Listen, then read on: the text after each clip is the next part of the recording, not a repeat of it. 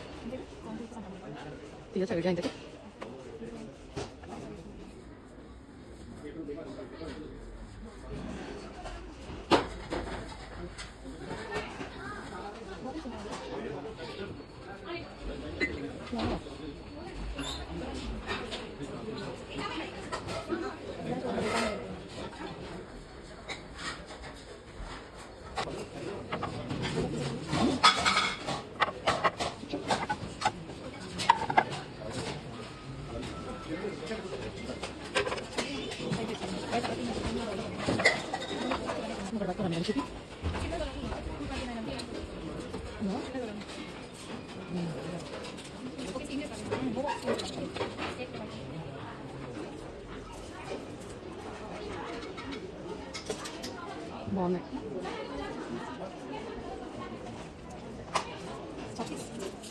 సుషి తినడానికి వస్తుందా? చూడు ఇదేంటి రియలా?